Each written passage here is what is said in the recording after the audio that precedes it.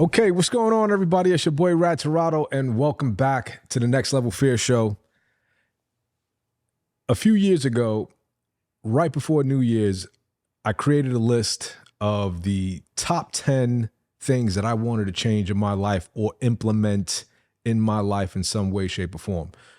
And over the years, I revamped it just a little bit. And I'm going to be honest with you, it helped me. It was difficult doing it, but I got through it. I stuck with it, and it helped. It really changed a lot in my life. Okay, so I want to go through my top 10 things to definitely implement in your life. I know it worked for me. Take what you want from it. At the end of the day, this is just food for thought. All right, at the end of the day, that's all it is. So number one is, stop saying yes to the things you don't want to do. Stop saying yes to the things you don't want to do. How often do we do that? I want you guys to think about that. How often do we say yes to shit that we just don't want to do? I'll say probably on a daily basis. I know some of you who are married saying, I do this shit every minute. I'm doing shit I don't want to do every second of the day. I don't want to work anymore, man. But I'm not talking about that. I'm talking about like other things. Like, maybe you get invited to a wedding, right? And you know them, but you don't know them like that, right? You don't feel like coming out of your pocket $1,000 as a gift just to cover your plate and your wife's plate or whatever, right? Your significant other. And you don't say no because you don't want to hurt the other guy's feelings or whatever. You might know them. Man, listen, I implemented this in my life and I just said, you know what? If I don't want to go for whatever reason, I'm not going. I don't care who it is. If I don't have the money, if I don't feel like going, I don't care who you are. I am not going. Okay? I don't want to do things. I don't want to have to do things I don't want to do. And I did that with a lot of things, man. Somebody invites me somewhere and I'm just like, nope, not interested. Don't want to go. That's me. And I'm gonna tell you something right now. It's made my life so much more pleasant. Okay? So that was a big one for me, man. Stop saying yes to the things you don't want to do. And it could be anything, right? Unfortunately, we all have to work. So, unfortunately, you still got to get up in the morning and get to work. Number two was interesting. Stop pretending to be someone you're not. That was big for me. And, I didn't, and I can tell you so many different things, so many different examples in my life that I can use. And I'll go back to a funny one. This was years ago. All right. I remember back in the day, they still have them today. These lifts that you would put in shoes to make you an inch taller, right? Maybe 2 inches taller. It depends on how big the lifts were, right? And my boy put me onto this back in the day, when we were young, in our early 20s. And I remember going out and saying, you know what, I'm gonna buy these things and I'm gonna put them in my shoes. I'm gonna stuff my shoes so that way, instead of being 5'7", I could be 5'9", So not including the heel. If the heel had an inch, right, I would include that, make myself 5'10", you know what I mean? And I'll be tall and jacked, right?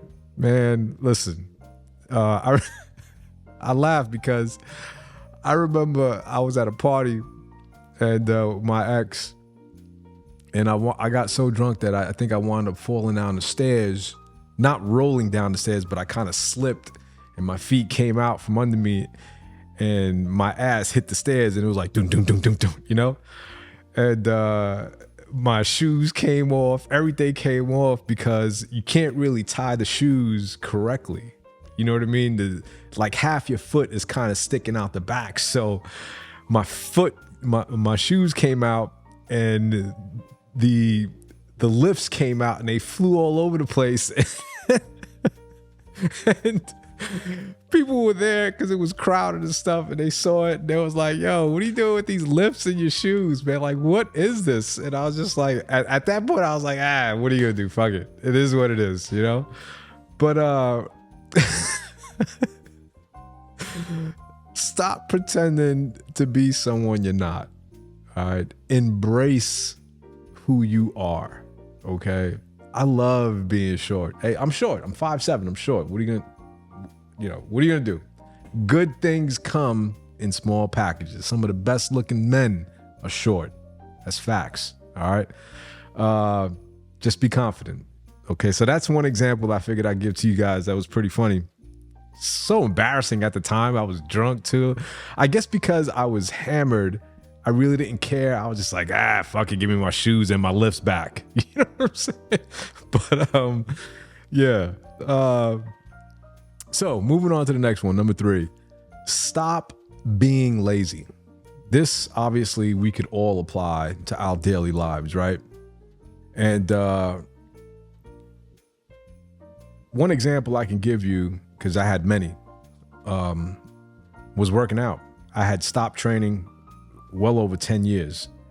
And I was making all kinds of excuses. God, if you only knew. And I just said one day, you know what? I'm going to get up and I'm just going to do some push-ups, some chin-ups, some light calisthenics. And it hurt in the beginning. It hurt. And when I started getting used to it, it just started getting better and better and better. And I just ran with it. And I'm in the shape I am in today for lack of being lazy, you know? Number 4, stop settling for mediocrity. Okay. That's big. And I think we all do that. We settle for mediocrity in our daily lives every single day. I'll give you one example. My son, I was picking up my son and he was talking about a new restaurant on Main Street that had opened up. And he was saying that the chips, it was baked chips and spinach artichoke dip was to die for. Okay. In my head, I'm listening to, in my head, I'm like, I've had so many different types of spinach artichoke dip. And yes, you know, they are pretty good, but how good can this be in my head, right? So he ordered it. He ordered it to go, came back in the car. I had the chip and I was like, all right, the chip is baked. It was good. Nothing crazy, but it was good. I had the dip and the dip was kind of bland.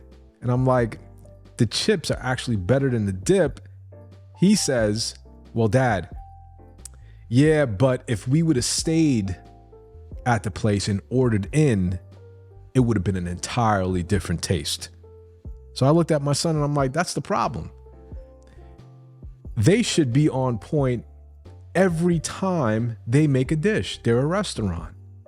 So what you're doing is you're settling for mediocrity. You're settling, it is what it is. Like, you're making excuses for them. And so I'm like, a good restaurant is going to be hitting all the time. It doesn't matter whether you take it out or you stay. It doesn't matter. But we settle and we make excuses for their shortcomings. I don't know if that was a good example or not, but that was the first one that came to my mind. Okay. Yeah. So stop settling for mediocrity. All right. Number 5, forgive everyone who has wronged you. That was big. Let me say that again. Forgive everyone that has ever wronged you. That can be family. That can be friends. Okay. If you don't forgive them, you're going to allow them to live in your head rent-free. Why would you do that? Why would you allow someone to live in your head rent-free? I I was watching a podcast and I was listening to JLP talk about it. And there is a method to his madness, and I understand it. And if it wasn't for this one podcast that I watched of his, I was like, I gotta forgive everybody. It doesn't matter who they are. I have to forgive everyone because I keep thinking about the things that they may have done to me. Okay? The situation maybe that I was in at one point in my life. I gotta forgive everybody. I gotta let that go. I consider those things, those thoughts to be like micro stressors that will kill you slowly rather. And if you're not, how would I say it? If you're not forgiving people, how are you ever going to live your life in peace? I'm not saying that you got to go and talk to them and befriend them. I'm not saying that. But how would you live your life truthfully at peace? I don't think you can. I think it'd be very, very difficult. Okay? So forgive everybody who wronged you. Forgive them. Forgive them in your head. Forgive them in your heart. Move on with your life. When I did that, I'm telling you right now, the amount of stress that was lifted from my daily thoughts was incredible. All right, don't allow nobody to live in your head rent free. Okay, that was pretty important. Okay, that was number 5. Number 6, work on becoming debt free. All right, that's another one. That was super, super important to me. I wanted to have above an 800 credit score, and the only way I was able to do that was by really controlling myself on the things that I spend my money on. And when it comes to cameras and gear and optics and clothing, I love clothes and I love photography and I love videography. It's like, I got to stay away from B&H because the minute I go on that app, it's like, oh, I need this and I need that. And then I buy it and I'm like, oh, you really didn't need it. You can do more with less. And it took me a while to figure that out. But over the years, I would say it took me about, 3 years for me to become debt free. And that was huge. It's a great life when you can live your life in surplus. For those of you who are, financial experts, you guys know what I'm talking about. All right. So yeah, work on becoming debt free, and if you apply number 1, stop saying yes to things you don't want to do, you'll get there. It'll take you some time, but you'll get there. All right. Number 7, work on achieving better health. I spoke about this so many times. Man, let me explain something to you. Fad diets don't work. Okay? I'll say it again. Fad diets don't work. I don't care what it is. Low carb, keto, paleo, carnivore. It doesn't matter. Okay? What matters is your health. Focus on you being a healthier version of yourself. If you were once in shape, I'm going to use myself as an example, and all of a sudden you allowed yourself to get out of shape, then you have it in you. You have it here to get yourself back there. You know what it takes. You know the discipline that you need to have to get back to the shape that you were in when you were in your 20s. You get it. Okay? It's eating. It's training. It's moving more. It's watching what you eat. It's calorie consumption. Calories in, calories out, right? You get it. When I remember every January, I would tell my kids, Dad's going to have abs for this summer. I think they got tired of me saying this to them, because every summer would come about and it would never happen. Somewhere along the line, I would get tired of the diet that I was on, and I would just give up, right? So try your best. Try your best to just focus on your health. Have well-balanced meals. Find out what the amount of calories you need per day to maintain your current weight. Let's just say it's 3,000.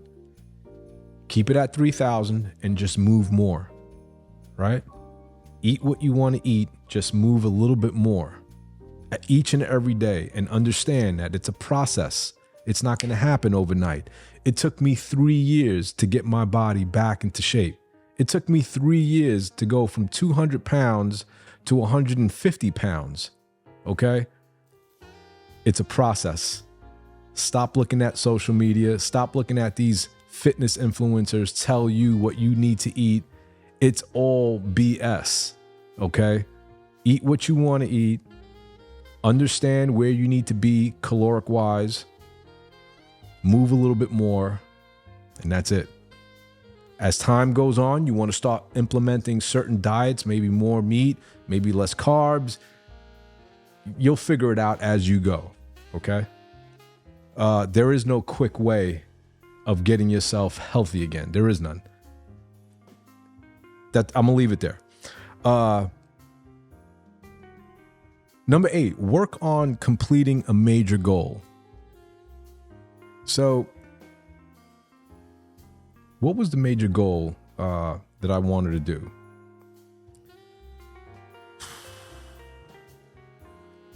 Okay, I'll just say. So, the major goal that I needed to accomplish 3 years ago, going on 4, was to see if I can get my body back into shape. I don't think I ever truly saw my abdominal muscles in my entire life. I don't remember having abdominal muscles when I was a teen. I was in pretty decent shape, but I wasn't shredded by no stretch of the imagination. Okay. I said to myself, I want to see my abs. And I don't care what it's going to take, but I have to get there. So from last year, I'll make a long story short. It took 3 years for me to get there. It took 3 years for me to drop the weight, gain muscle, and you can see my abdominals. But I wasn't shredded. I was probably around 13 or 14% body fat. All right. You can see the top 4 of my abdominals, but my bottom 2, you still couldn't see them. And it was very difficult. I remember I was 150 pounds and I still couldn't see the bottom 2 abdominal muscles. For myself, I felt like I completed a major goal because it was the first time that I ever saw any real like muscle definition. And so accomplishing that for me was a major goal. This year, I want to see all 6. And I'm at a weight right now where that's achievable. Okay. It's not like I'm going from 200 pounds all the way down to 147 pounds. Now I'm 158 pounds, put on a few pounds over the last 2 weeks, and it'll be easier for me to go from 158 to 147.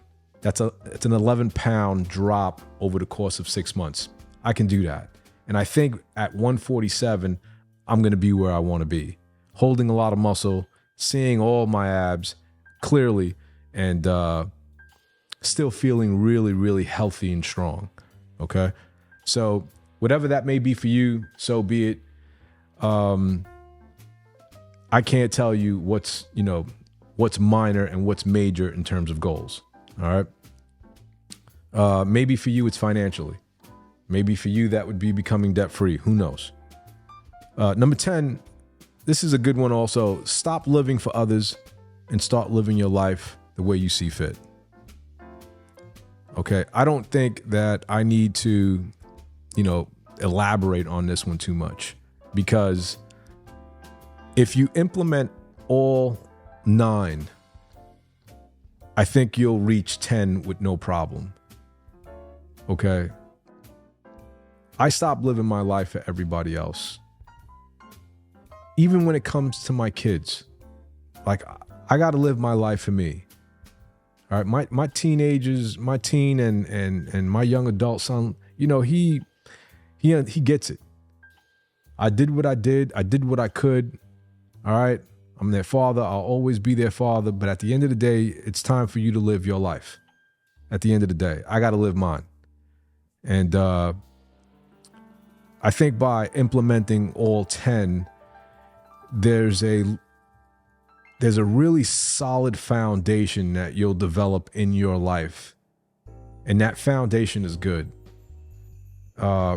It's beyond good, to be honest with you. That foundation for me is wholesome. It's secure. And I feel like I can live another 50 years like this with no problem. Hell, I might be the first human being to live to 150 years if I keep going the way I'm going. And I just feel great. And so I wish that, you know, if you guys, those of you who listen, if you guys need directions, start now. Why wait until January 1st? You know what I'm saying? Like, why wait to implement this in your life? Start right now. All right. In the process, you might lose a few people in your life. So be it. They weren't meant to be there anyway. All right. Who cares? Again, it's your life. Nobody cares. Do what you have to do. Live your life the way you see fit. And at the end of the day, I think you'll thank yourself for it. All right. So with that being said, I will see you guys on the next one. Appreciate you. Don't forget to subscribe, like, unlike. Thank you to all the new followers, and I'll see you on the next one. Peace out.